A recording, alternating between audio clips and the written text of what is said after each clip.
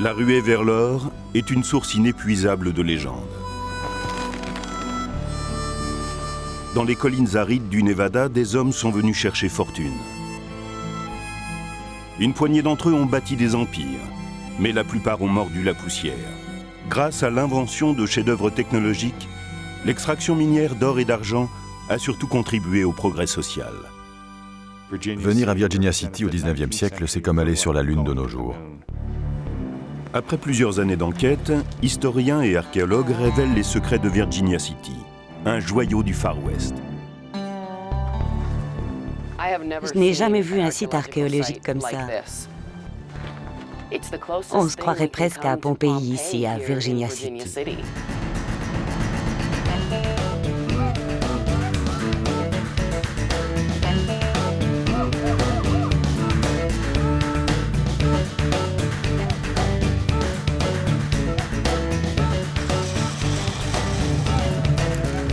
Aujourd'hui, la réalité de l'Ouest américain apparaît bien plus fascinante que la légende.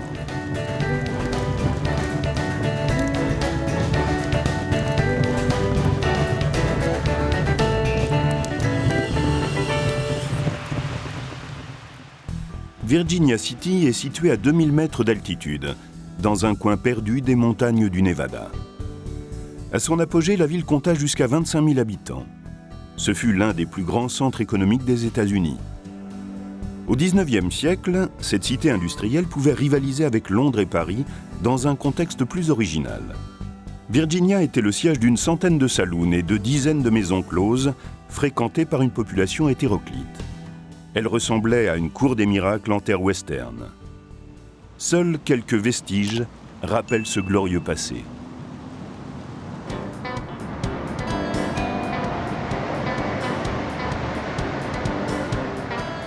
Virginia City ne compte plus que 800 habitants permanents et fait figure de ville-musée. Chaque année, l'ancienne cité minière attire des milliers de touristes. Nostalgiques ou simples curieux, ils viennent s'approprier une part de légende. Alors que la saison estivale s'achève, deux scientifiques préparent un projet d'envergure pour réhabiliter le passé de Virginia City. Kelly Dixon est archéologue. Son ambition, faire revivre l'esprit des saloons d'autrefois. Ron James étudie le passé de Virginia City depuis plus de 20 ans. Il connaît l'histoire officielle comme l'envers du décor.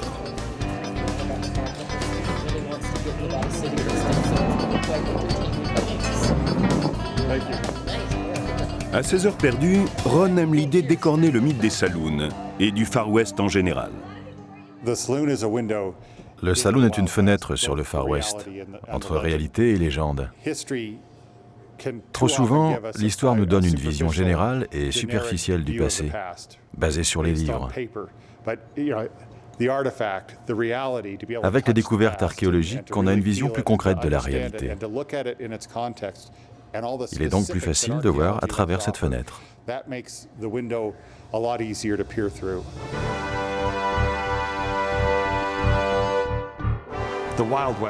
Le Far West est célèbre pour ses coups de feu et sa violence, mais les westerns classiques des années 40, 50 et 60 sont vraiment inexacts.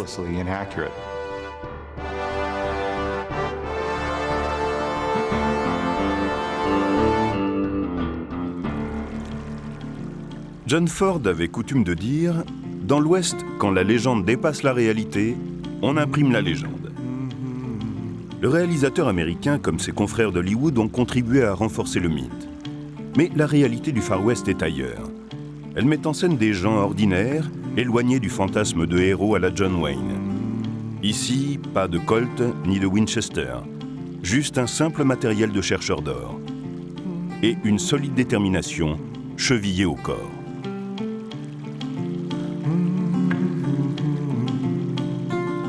Mais la poussière d'or de la rivière Carson n'était pas suffisante. Il fallut prospecter ailleurs et s'aventurer dans les terres.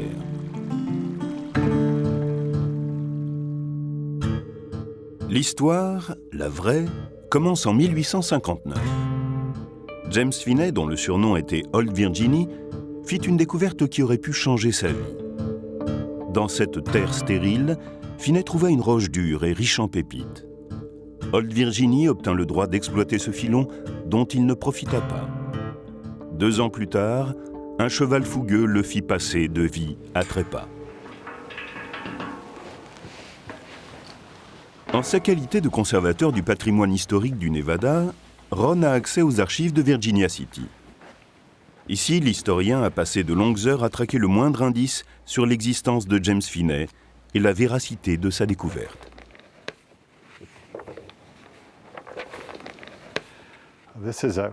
C'est un des documents les plus anciens qui ait survécu à Virginia City. Un registre des achats et des ventes de concessions minières. Et ici, on trouve le nom de James Finney. On sait d'après ce document qu'il était analphabète. Il ne savait pas écrire son nom. Il est indiqué James Finney et il a mis une croix au milieu. À côté, sur cette page, on a les traces de toutes les transactions qui ont eu lieu. Les premiers mineurs, comme Old Virginie, considéraient les acheteurs comme des requins venus de Californie et qui étaient prêts à dépenser 6, 7, 10, 11, 12 000 $ pour ces concessions minières.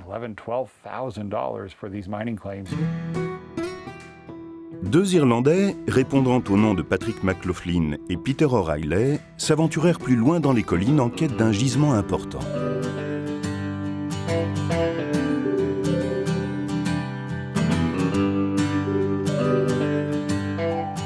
Six mois après la première découverte de James Finney, ils trouvèrent une roche de minerai de fer d'un noir bleuté.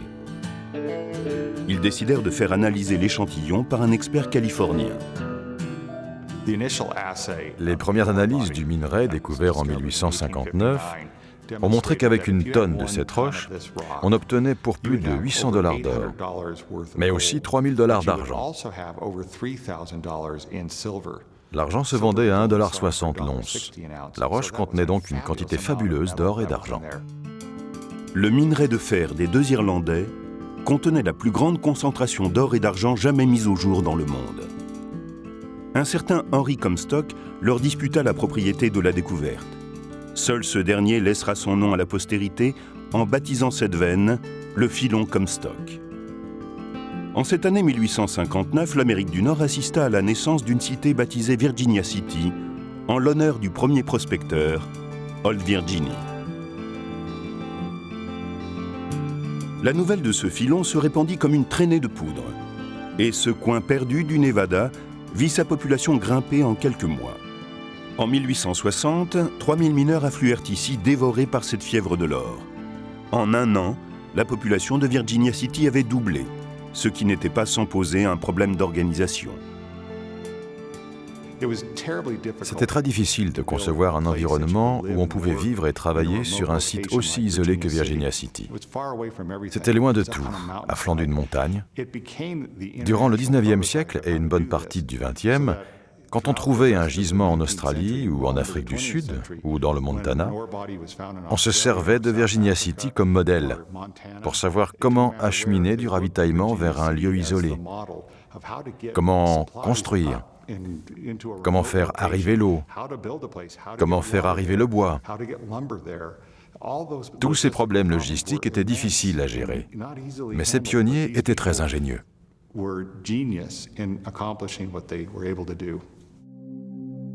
Les immigrants de Virginia City surent déployer des talents d'ingéniosité pour bâtir et organiser la ville. Mais qui étaient-ils ?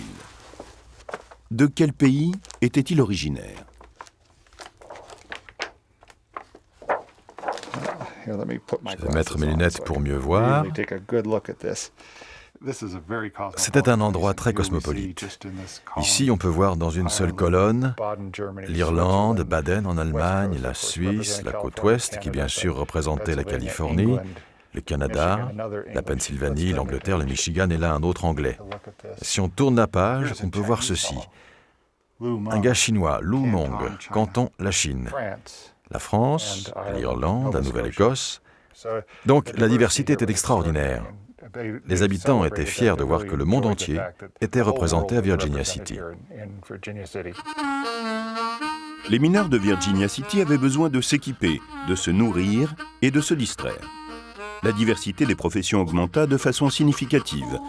La ville compta jusqu'à 22 boulangers, 49 bouchers, 5 magasins de confection et même 2 vendeurs d'huîtres. Mais aussi des photographes, des acteurs et un personnage dont l'histoire littéraire se souviendra, Mark Twain. En 1861, quand la guerre civile éclata, Mark Twain s'engagea dans l'armée sudiste, qu'il quitta sans combattre, pour tenter sa chance au Nevada. Quand il arriva à Virginia City, il était encore connu sous son vrai nom, Samuel Clemens. Samuel Clemens espérait travailler pour le gouvernement, parce qu'il pensait que ce serait un moyen de gagner sa vie sans trop d'efforts.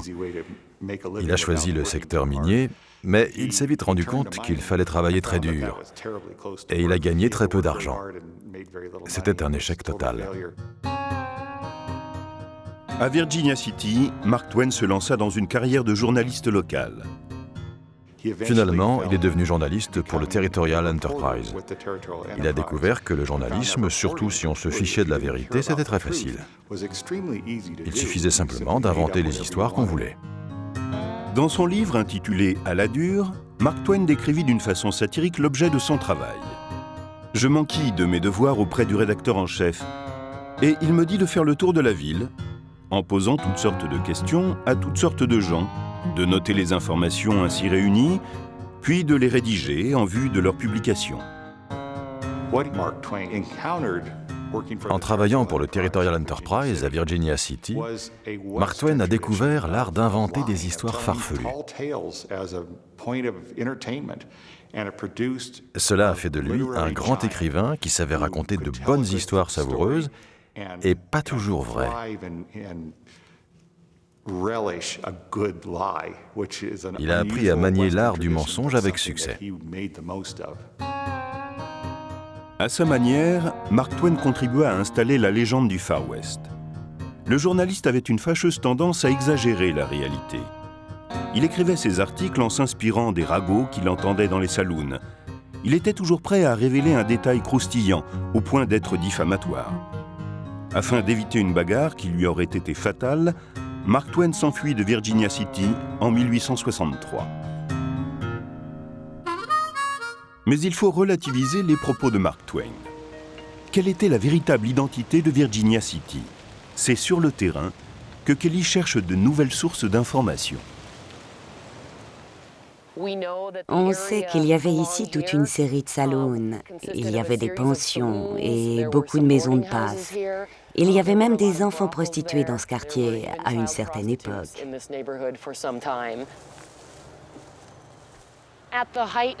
Pendant les plus belles années de l'exploitation minière à Virginia City, 20 000 personnes au moins habitaient ici. Quand on regarde le paysage urbain aujourd'hui, il y a des bâtiments qui ont disparu. Les ruines de ces bâtiments, comme les objets personnels, doivent être quelque part, et ils sont là juste sous nos pieds.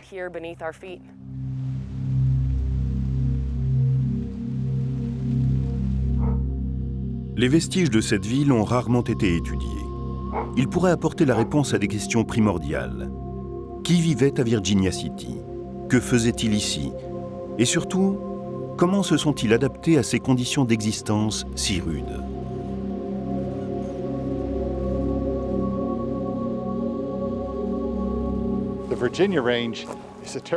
Le site de Virginia City est un endroit terriblement aride. On ne trouve pas beaucoup d'eau ici. Et le filon Comstock a été découvert au milieu de tout ça. Il y a peu de chutes de pluie et de neige ici, et depuis toujours, on a du mal à trouver de l'eau.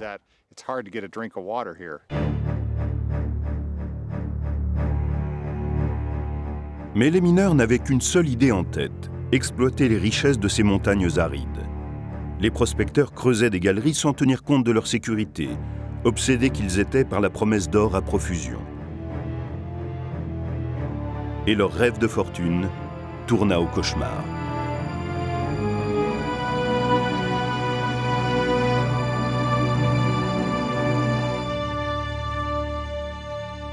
Le premier gros problème à résoudre a été d'empêcher la montagne de s'écrouler sur les mineurs. En général, les filons aurifères sont très petits. Mais parce que l'or est très précieux, on peut travailler un filon pas plus large que sa main et en tirer un revenu substantiel. Le filon Comstock, en s'enfonçant dans la montagne, devenait de plus en plus important et s'étendait jusqu'à 20 mètres de large.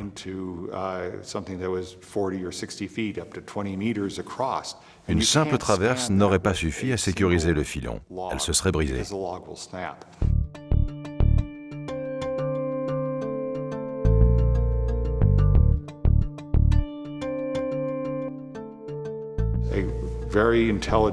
Philipp Deidesheimer, un ingénieur allemand intelligent et doué, a été embauché par la mine Hofer pour régler le problème de ces énormes cavernes creusées par les mineurs.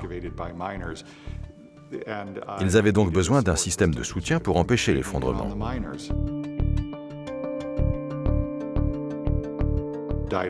Deidesheimer a inventé un système d'étayage en forme de cube. C'est devenu la référence dans l'industrie pendant 50 ans dans le monde entier.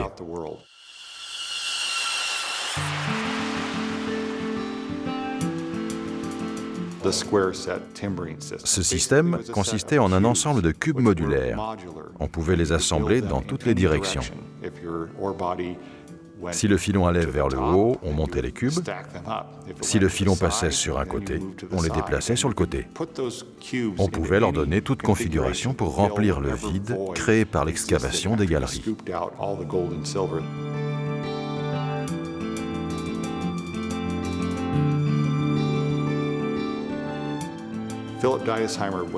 Philipp Deidesheimer n'était qu'un simple employé. Il aurait pu faire breveter son invention, mais il ne l'a pas fait. Et donc le système était libre de droit. Il n'a reçu que son salaire, mais rien des royalties et des millions qu'il aurait pu gagner.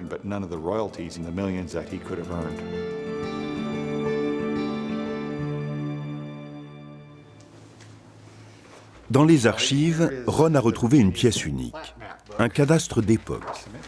Cette découverte pourrait aider Kelly à localiser un site de fouilles archéologiques. Et le livre se révèle être une source exceptionnelle. Il situe non seulement chaque habitation, mais il indique même la localisation d'un saloon.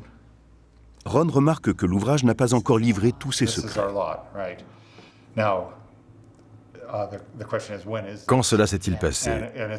Ce n'est pas facile à déterminer parce que rien n'est daté. Mais en utilisant les dossiers de recensement et les registres, on s'est rendu compte qu'ils étaient classés par couleur. 3 couleurs différentes. Ce que Ron nous a aidé à comprendre, c'est que le Boston Saloon, à l'angle de la rue D et de Union Street, a été ouvert avant 1866, mais fermé avant 1875. Presque 9 ans, un véritable succès.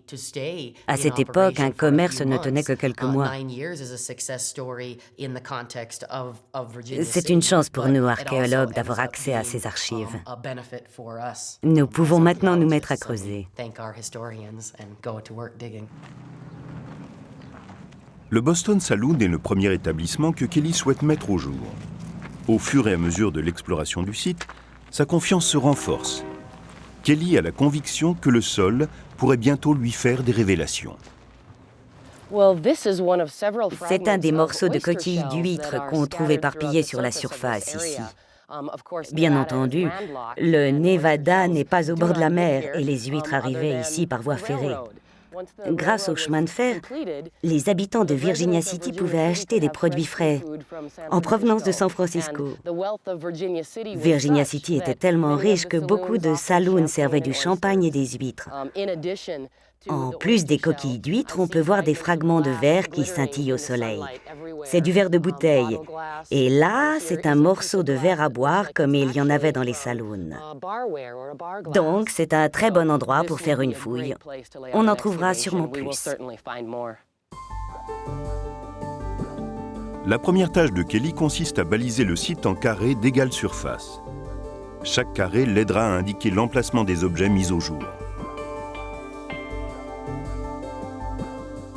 En procédant à une fouille fine, elle verra ressurgir de terre des milliers de fragments de verre, de poteries et même des ossements.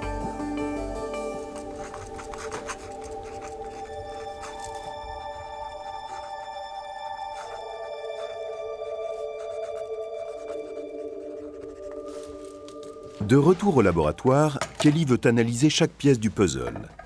Afin d'obtenir une perception complète du Boston Saloon, elle doit identifier, énumérer, numéroter et archiver plus de 30 000 éléments en provenance du site. En assemblant plusieurs fragments de verre poli, l'archéologue fait une découverte étonnante.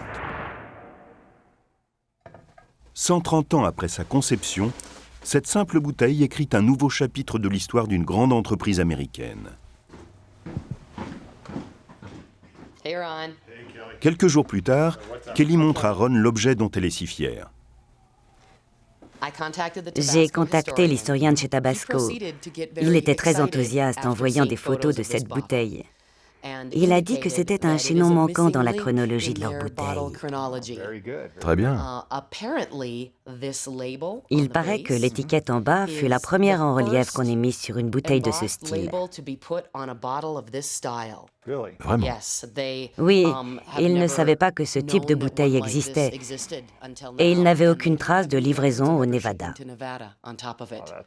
C'est génial. C'est super quand l'archéologie fait avancer l'histoire. En effet, c'est le seul exemple de ce genre. Les archives consultées par Ron révèlent que le propriétaire du Boston Saloon était un homme de couleur, William Brown. Il fit partie des rares Afro-Américains nés libres. Il fonda le Boston Saloon en 1864, un an avant que la fin de l'esclavage ne soit effective dans les États du Sud. Certains saloons servaient une nourriture épicée, notamment relevée par cette fameuse sauce et très prisée des clients de toutes origines.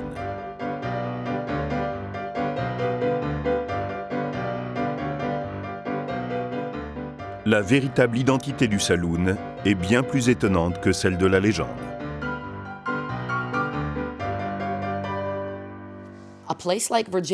Dans un endroit comme Virginia City se mélangeaient toutes les couches sociales, avec ses quartiers pauvres, ses quartiers de classe moyenne et ses quartiers aisés. Le saloon était un microcosme où on pouvait observer ce mélange, parce que les saloons accueillaient tout le monde. Quand on a commencé à examiner le site du Boston Saloon, le saloon afro-américain, on se demandait à quelle catégorie appartenait cet établissement. On a découvert qu'il y avait des objets assez sophistiqués. Ici, par exemple, on a un beau fragment de verre à pied, sans le pied, un verre à vin ou un gobelet. En sortant ces objets de la terre, toutes les idées stéréotypées que j'ai pu avoir sur les saloons ont disparu. J'avais appris dans les westerns hollywoodiens que les gens buvaient des whisky d'une traite ou à la bouteille et qu'ils se cassaient les bouteilles sur la tête. Je n'avais jamais imaginé tant de raffinement dans un saloon. Et cela vient du Boston Saloon, l'établissement afro-américain. Le saloon de William Brown fut sans doute l'un des plus prospères et raffinés de la ville. Mais tous les Afro-Américains venus chercher fortune au Nevada ne vivaient pas la même vie. Sur une communauté noire qui n'a jamais compté plus de 100 hommes, on recense des cuisiniers, des tailleurs, des barbiers, mais très peu de mineurs. Les mines du filon Comstock payaient les meilleurs salaires au monde, 4 $ pour 8 heures de travail. Mais les conditions étaient insupportables. Dans les profondeurs de la terre, là où le minerai était extrait, la température atteignait plus de 60 degrés.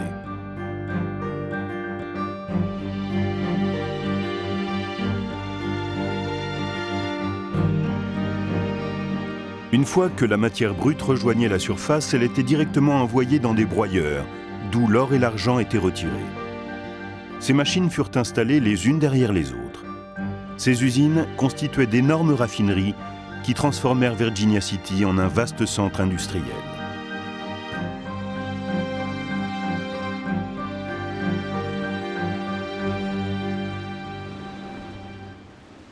Mais Virginia City, le joyau du Comstock, était sous l'emprise du caprice des montagnes. Combien de temps encore les métaux précieux couleraient-ils de ses entrailles? Les mineurs ne comprirent jamais la géologie de la région.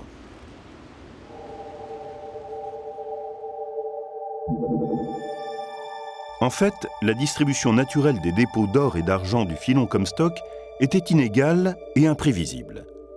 Cette veine s'étendait sur 3 km de long pour une profondeur de plus de 20 à 30 mètres. Mais soudain, elle disparaissait complètement.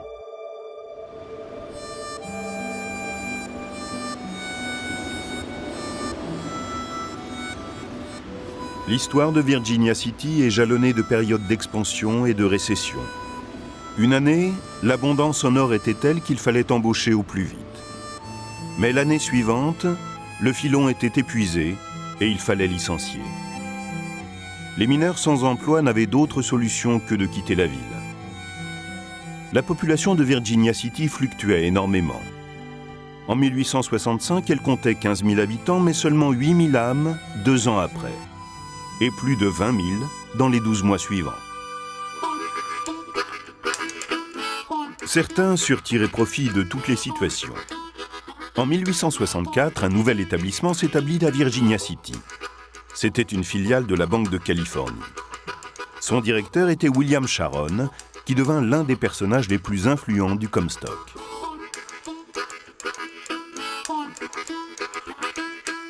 Sa réussite phénoménale était basée sur un procédé astucieux. La Banque de Californie offrait aux propriétaires de mines et de raffineries des prêts à faible taux pour investir dans l'entreprise. 2% d'intérêt mensuel était le taux standard, et cela attirait de nombreux clients. Mais ce que ces clients ne savaient pas, c'est que Sharon préparait un mauvais coup. William Sharon était impitoyable. Son rôle était de s'assurer que la moindre poussière d'or et d'argent extraite du filon Comstock revenait bien à la Banque de Californie. Et il y réussissait très bien. La plupart des mineurs et des propriétaires de raffineries d'or devinrent les clients de Sharon. Ce dernier détenait toutes les cartes en main pour influencer le marché. D'un côté, il jetait son dévolu sur une mine tout en s'assurant que, de l'autre, aucun raffineur n'achèterait le minerai. Il ne fallut pas longtemps aux propriétaires de la mine pour se retrouver avec une matière première qu'ils ne pouvaient écouler. William Sharon pouvait alors acquérir les exploitations pour une fraction de leur valeur. De cette façon, la majeure partie des mines tomba entre ses mains et celle de la Banque de Californie.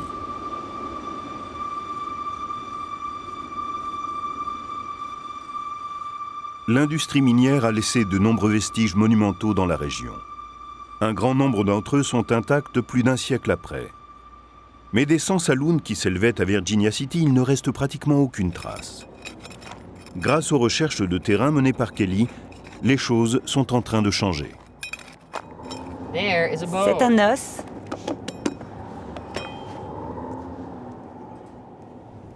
À l'emplacement du Boston Saloon, l'archéologue vient de trouver un nouvel indice. Un fragment d'os qui pourrait l'aider à mieux connaître les plats servis au Boston Saloon. Encore faut-il que ce soit vraiment de l'os.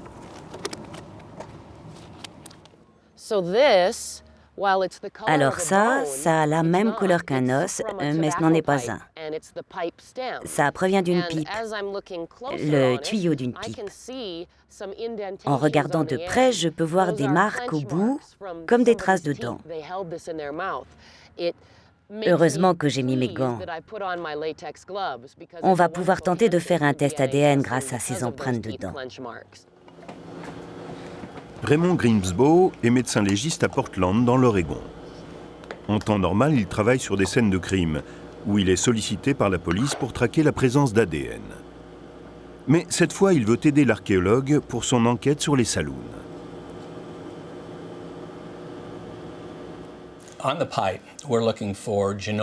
Quand quelqu'un fume la pipe, on sait qu'il laisse des traces de salive sur le tuyau. Et c'est à partir de ces traces, si elles sont toujours là, qu'on va essayer d'extraire de l'ADN.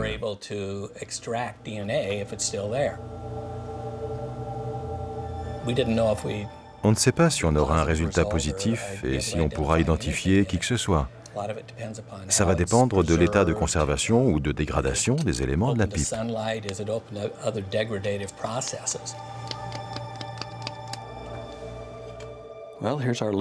Voici le liquide à partir de ce qu'on a extrait de l'intérieur du tuyau de la pipe. Voici notre ADN. DNA. L'échantillon d'ADN doit maintenant être amplifié. 24 heures plus tard, le résultat apparaît sur l'imprimante. Le légiste peut résoudre son enquête. On a trouvé le profil complet d'une personne de type féminin. On peut dire que c'est une femme qui utilisait cette pipe, et en laissant la trace de ses dents, elle y a laissé son ADN. 130 ans après sa disparition, la propriétaire de la pipe refait surface.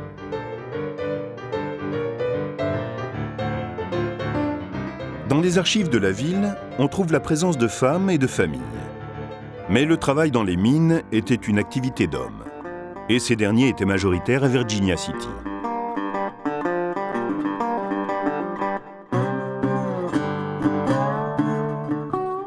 Les mineurs, éreintés par cette quête de l'or, fréquentaient les saloons pour se distraire. C'était le lieu de rendez-vous d'une grande partie de la population.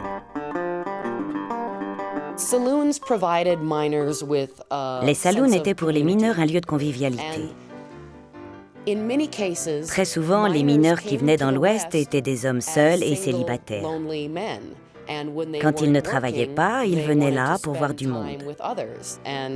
Le saloon devenait un havre où l'on pouvait se détendre et beaucoup de ces débits de boissons offraient une compagnie féminine. Quelques-uns étaient des dansignes où l'on payait pour danser avec une femme et dans ces endroits-là, un verre coûtait très cher.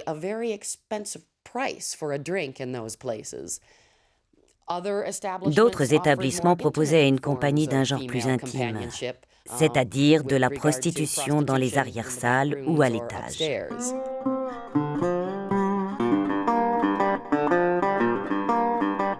Certaines prostituées travaillaient à leur compte, d'autres œuvraient dans des maisons de passe. Une grande partie de la communauté considérait ces femmes de mauvaise vie comme une nuisance publique.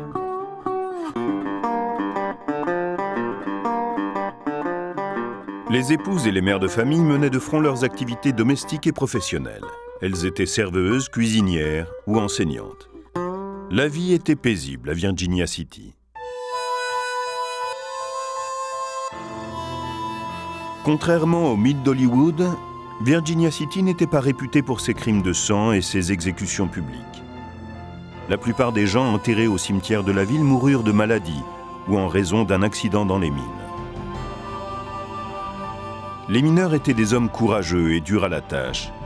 Une seule chose les effrayait, le feu.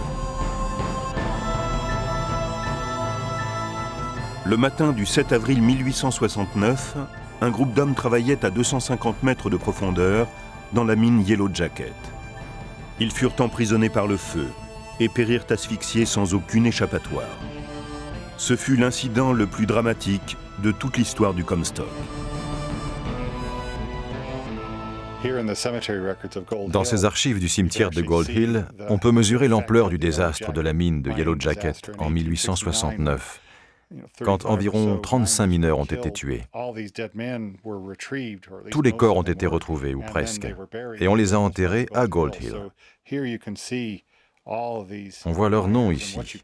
Et ce qu'on peut constater, c'est qu'il y avait des gens de Cornouailles, d'Irlande, du Canada, de l'Amérique du Nord, qui travaillaient tous ensemble. Et ils sont morts tous ensemble, à cet instant terrible quand la mine s'est effondrée.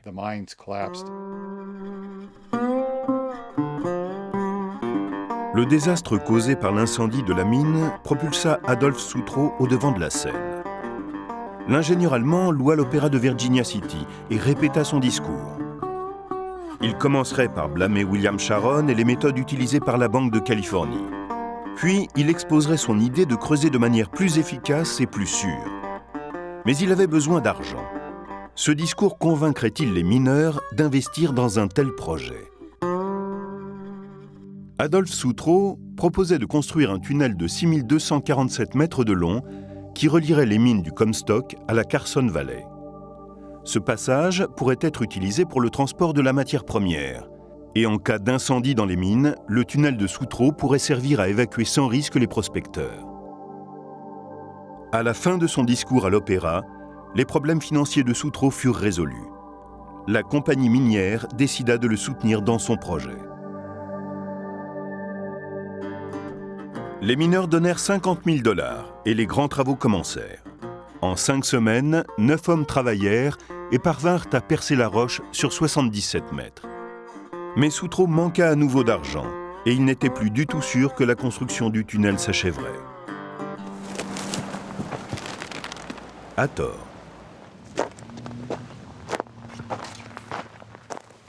Aujourd'hui, l'entrée du tunnel est cachée loin de Virginia City. Le chef-d'œuvre d'Adolphe Sutro est maintenant sur une propriété privée, loin des sites touristiques. Le temps a fait son œuvre et la nature reprend peu à peu ses droits. Il finira un jour par être oublié de tous.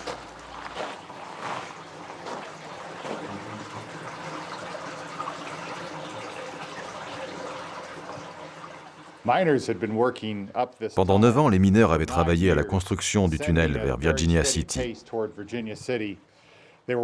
Plus ils avançaient, plus la roche devenait dure et plus la chaleur augmentait. Le creusement de ce tunnel était un travail très difficile. Ils savaient qu'à la fin, ils arriveraient à l'endroit demandé, à quelques centimètres de là où les ingénieurs leur avaient dit de creuser. Ils ont débouché dans le couloir d'une autre mine, à une profondeur de plus de 450 mètres. Et la différence de pression de l'air a déclenché une explosion. Le souffle a duré une demi-heure avant que la pression ne se stabilise. Finalement, 17 ans après le début de la construction, le tunnel entra en fonction. Mais il était trop tard pour avoir un véritable impact. La majeure partie du minerai avait été exploitée. Pour Virginia City, c'était déjà le début de la fin. La fouille du Boston Saloon est maintenant terminée. Ron et Kelly décident d'ouvrir un second chantier sur un site prestigieux, le Piper's Old Corner Bar. Ce saloon est situé au sous-sol du Piper's Opera. Le théâtre, qui vit se produire les gloires de l'époque, a peu changé depuis sa construction au XIXe siècle.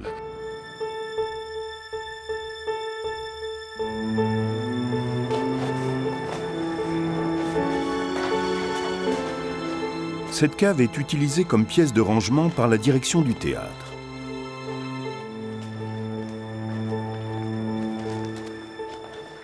Pour Kelly, ce lieu mystérieux est une grotte pleine de trésors cachés. Ici, les rêves de l'archéologue deviennent réalité.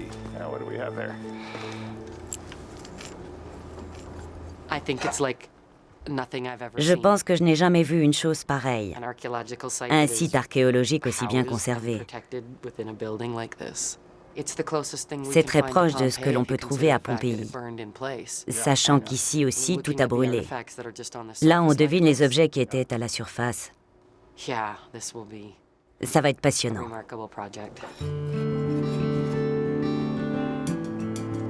Il faudra plusieurs mois pour fouiller depuis le niveau du sol jusque sous le théâtre lui-même. C'est sans compter tout le travail de laboratoire qui attend l'archéologue. Chaque fragment devra être identifié et replacé dans son contexte.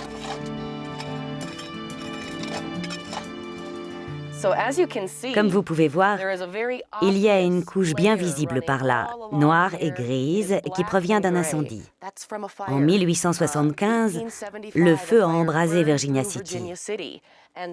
Là, je suis au niveau de la couche des dépôts qui date d'avant l'incendie, et donc qui se trouve sous cette couche de cendres. Vous voyez le fond d'une bouteille dans le mur. C'est peut-être une bouteille entière. Il faudrait la dégager un peu plus pour pouvoir l'extraire.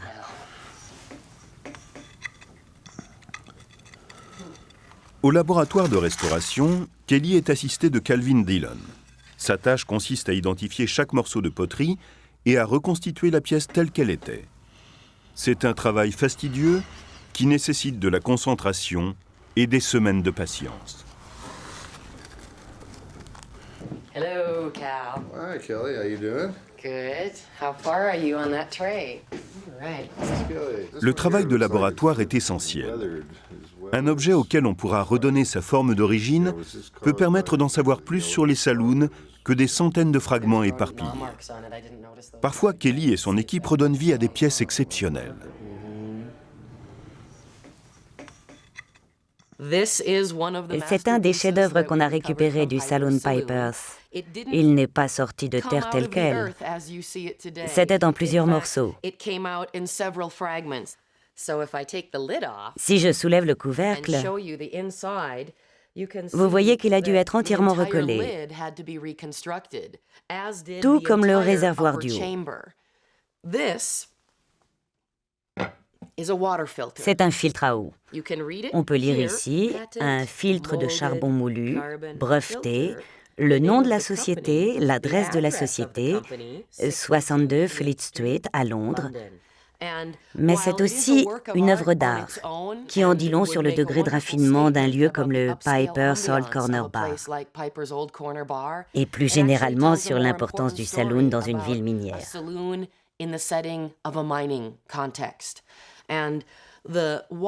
La qualité de l'eau dans les endroits comme Virginia City était très mauvaise. Elle contenait de l'arsenic et les gens tombaient gravement malades s'ils buvaient l'eau d'ici. Donc, pour traiter l'eau, on utilisait des objets comme celui-là. On ne se doutait pas de cette pratique avant la découverte de ce filtre. Bien sûr, c'est un chef-d'œuvre, mais c'est surtout une information capitale pour comprendre la vie de tous les jours dans une ville minière. À Virginia City, l'alimentation en eau n'était pas le seul problème. Le transport en était un également, tout aussi primordial. Il fallait pouvoir transférer l'or et l'argent vers la Californie voisine et approvisionner la ville en marchandises de première nécessité. Afin de conforter son monopole sur les mines du Comstock, William Sharon voulait aussi contrôler le transport de Virginia City vers la vallée. Mais ce n'était pas là l'unique raison. Déclarée en 1861, la guerre civile ne cessait de s'étendre. En 1864, le Nevada devint le 35e État des États-Unis d'Amérique. Le gouvernement avait besoin de plus en plus d'or et d'argent pour soutenir l'effort de guerre. Il fallait faire vite pour désenclaver Virginia City. William Sharon décida de bâtir un chemin de fer. La construction de la voie ferrée était vraiment difficile. À cause du dénivelé important entre Carson City dans la vallée et Virginia City dans les montagnes, il fallait aménager toute une série de tournants et de virages, l'équivalent de 37 tours complets pour atteindre le sommet. En plus, il fallait percer plusieurs tunnels. Bref, c'était très compliqué, entre les ponts, les tunnels et les virages, mais ils ont réussi parce qu'ils étaient les maîtres de l'ingénierie au XIXe siècle. Dans les mines, il fallait descendre encore plus bas pour extraire le minerai. Il devint de plus en plus difficile de creuser tant la roche devenait dure. Il fallut inventer de nouveaux outils. La révolution industrielle était en marche.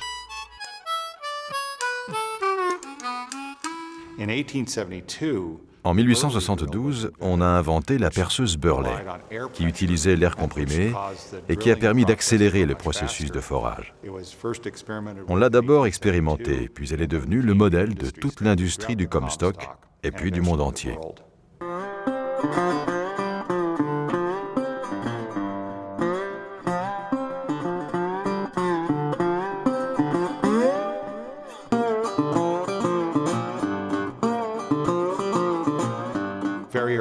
Au début du développement du Comstock, les mineurs utilisaient une poudre noire qui n'était pas très efficace et difficile à manier. Mais quand Nobel a inventé la dynamite, ils ont commencé à l'employer. Ils étaient parmi les premiers du secteur minier dans le monde à l'expérimenter et ils l'ont trouvé très fiable.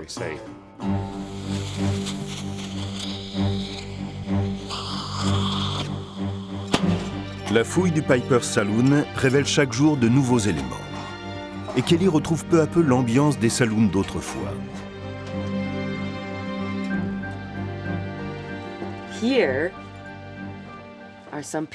Voici quelques touches de piano qui proviennent du Piper's Saloon. C'est tout ce qu'on a trouvé. Peut-être que le reste du piano a brûlé dans l'incendie. Ce qui est intéressant en déterrant ce genre d'objets, c'est d'imaginer aussi l'ambiance du saloon.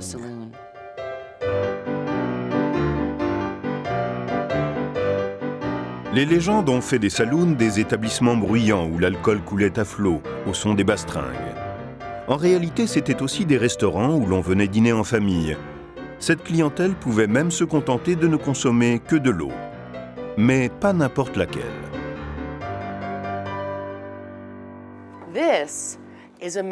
C'est une bouteille d'eau minérale d'Allemagne. On a trouvé d'autres fragments de bouteilles similaires, mais celle-là est intacte. Apparemment, il y en a environ 80. On les a trouvés dans une cave à 2 mètres de profondeur sous le saloon. Il est intéressant de voir que l'Allemagne exportait cette eau jusqu'au Far West, et on en a la preuve ici, au saloon.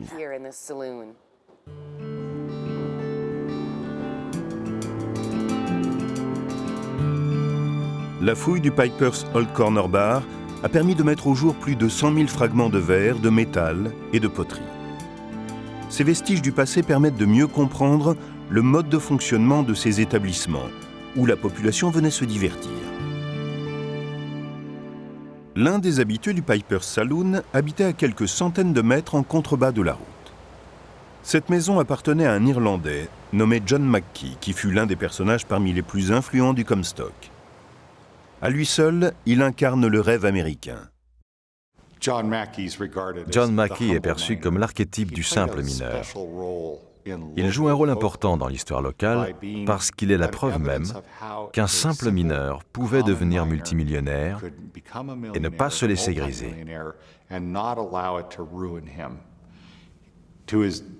Jusqu'à sa mort, il est resté un homme bon et respectable, connu pour sa philanthropie et son humilité. C'est surtout sa découverte à la Virginia Consolidated Mine qui en fit une légende. John Mackey a deviné qu'il pouvait y avoir un gisement à cet endroit précis. Il y avait là plusieurs filons importants, mais rien n'avait été découvert jusqu'alors.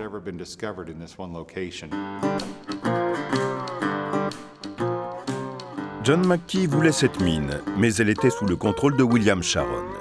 Et ce dernier n'avait aucun intérêt à se dessaisir d'une aussi belle affaire. Pourtant, c'est bien ce qui se passa. John McKee et ses associés devinrent actionnaires majoritaires de la mine dans le plus grand secret, sur le marché boursier de San Francisco. John Mackey et ses partenaires ont acheté cette concession pour très peu d'argent. Ils ont suivi la ligne de faille avec ses traces très peu visibles et en creusant, ils sont tombés en 1873 sur ce qu'on appelle le Big Bonanza, une énorme masse de minerais aux proportions légendaires. On n'avait jamais rien découvert de tel jusque-là et ils sont devenus millionnaires quasiment du jour au lendemain. Les fouilles du Boston Saloon, comme du Piper's Old Corner Bar, ont révélé plus de 300 000 objets. Certains sont uniques et leur valeur est inestimable. Ces fragments du passé ont permis de retrouver la véritable identité du Far West.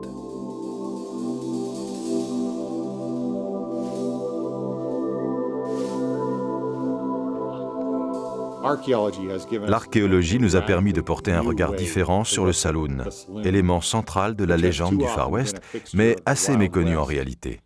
La légende, c'est bien, mais les documents historiques ont apporté de nouvelles informations. Et c'est l'archéologie qui nous a ouvert les yeux sur l'importance de cette institution mondialement célèbre.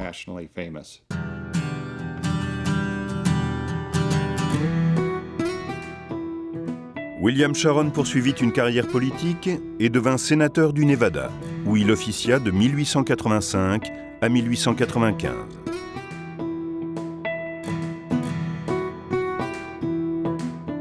Adolphe Sutro vendit sa société du tunnel en faisant un joli bénéfice. Il émigra à San Francisco, où il fut élu maire en 1886.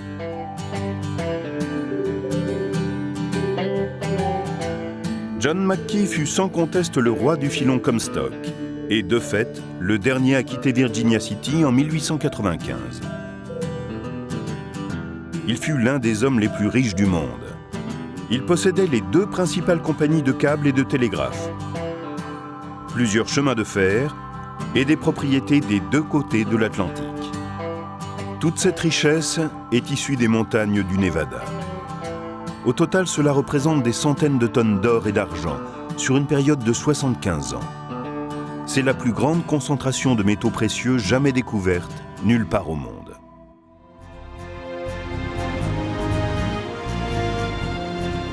L'histoire de Virginia City a offert ses lettres de noblesse au Far West. Les jours de gloire sont terminés, mais le joyau du Comstock Lode continue de marquer de son empreinte la mémoire collective.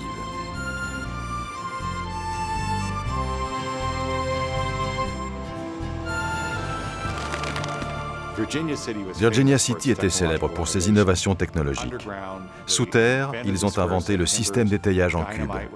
Ils ont été les premiers à utiliser la dynamite. Virginia City a été la ville minière type du 19e siècle. Et cela était vrai aussi en surface. La construction de la voie ferrée, devant tenir compte des contraintes du terrain, a été un exploit de l'ingénierie. À tout point de vue, venir à Virginia City au 19e siècle, c'était comme aller sur la Lune pour nous. Mark Twain décrivait Virginia City comme la ville la plus vivante pour son âge et sa population que l'Amérique eût encore produite. Il s'avère que, pour une fois, ce jugement n'était peut-être pas une exagération.